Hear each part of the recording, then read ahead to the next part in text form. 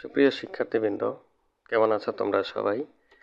আশা করি তোমরা সবাই খুব ভালো আছো। তোমাদের সাথে আমি আছি রাজীব বাগচি, প্রভাষক তথ্য যোগাযোগ প্রযুক্তি, কুশলা নেসারিয়া সিনিয়র ফাজিল মাদ্রাসা। আমাদের আজকের পাঠ হচ্ছে ক্রায়োসার্জারি।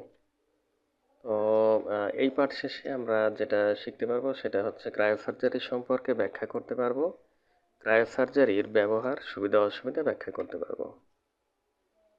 তো এখানে একটা ছবি দেখানো হচ্ছে। এই ছবিটা দেখে আমরা কি বুঝতে পারছি? এখানে দেখা যাচ্ছে কিছু একটা আহ, চিকিৎসা করা হচ্ছে, যেই চিকিৎসাটার নাম হচ্ছে ক্রায়োসার্জারি। তো ক্রায়োসার্জারি জিনিসটা কি? ক্রায়োসার্জারি হচ্ছে একটা চিকিৎসা পদ্ধতি।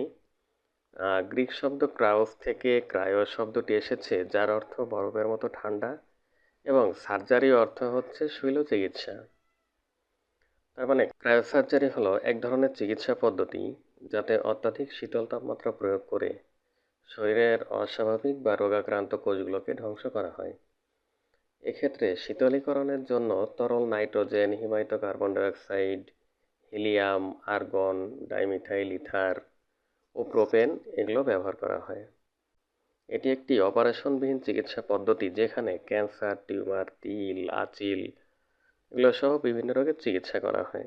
ক্রায়োসার্জারি চিকিৎসা পদ্ধতিটা কিভাবে কাজ করে সেটা আমরা একটু দেখি।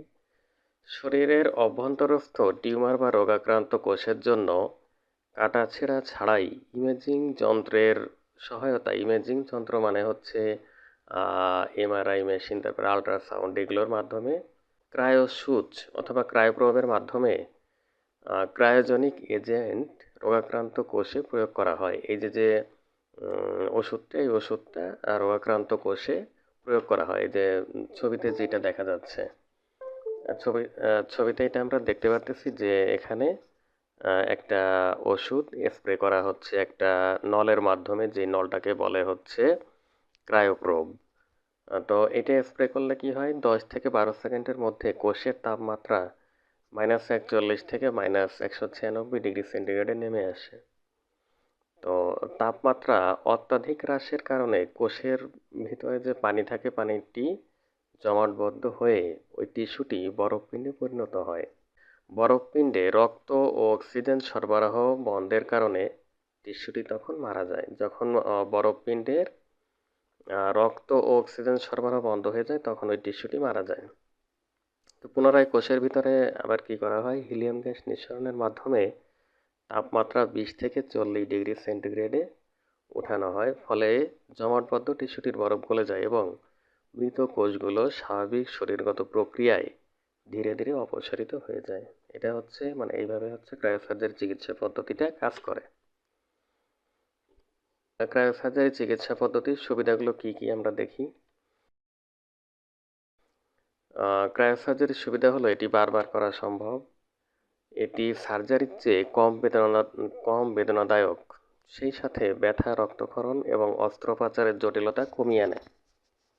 একটা সুবিধা। আর একটা সুবিধা হচ্ছে ক্রায়োসার্জারি চিকিৎসা পদ্ধতির কোনো পার্শ্ব প্রতিক্রিয়া নেই, আর অন্যান্য চিকিৎসা পদ্ধতির তুলনায় এটার খরচ কম। ক্রায়োসার্জারি চিকিৎসা পদ্ধতির অসুবিধাগুলো কি কি? একটা হচ্ছে দীর্ঘকালীন কার্যকারিতা নিয়ে অনিশ্চয়তা, মানে এটা প্রয়োগ করা হলে দীর্ঘদিন পর্যন্ত এটার কার্যকারিতা নাও থাকতে পারে। আর একটা হচ্ছে রোগ ছড়িয়ে পড়েনি এমন ক্যান্সার চিকিৎসায় কার্যকর, অন্যথায় তেমন কার্যকর না। মানে যেই ক্যান্সারটা এখনো শরীরের মধ্যে ছড়িয়ে পড়েনি, শুধুমাত্র সেই ক্যান্সারের চিকিৎসায় এটা ব্যবহার করা যায়। ক্রায়োসার্জারি চিকিৎসা পদ্ধতির সাইড ইফেক্ট কি কি আছে? অল্প রক্তক্ষরণ হতে পারে, লিভার বা ফুসফুসের নর্মাল স্ট্রাকচার নষ্ট হতে পারে, তারপরে হচ্ছে ফোসকা পড়তে পারে, হালকা ব্যথা হতে পারে, ইনফেকশন হতে পারে, এবং ফুসফুস সার্জারির সময় ফুসফুস বিনষ্ট হতে পারে। এগুলো হচ্ছে ক্রায়োসার্জারির সাইড ইফেক্ট সমূহ। তো এখানে কিছু এমসিকিউ প্রশ্ন দেওয়া আছে যেগুলো আমরা একটু দেখি। কোনটি ক্রায়ো শব্দের অর্থ প্রকাশ করে? এটা হচ্ছে বরফের মতো ঠান্ডা। সার্জারি শব্দের অর্থ কি? সার্জারি শব্দের অর্থ হচ্ছে হাতের কাজ।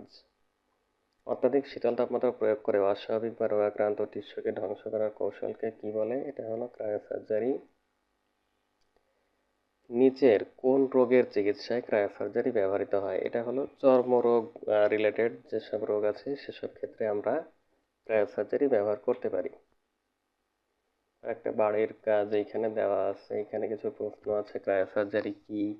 ক্রায়োসার্জারির মাধ্যমে রক্তপাতহীন অপারেশন সম্ভব, ব্যাখ্যা করো। বহির্ত্বকে কোন সার্জারি ক্রমশ জনপ্রিয় হচ্ছে, ব্যাখ্যা করো।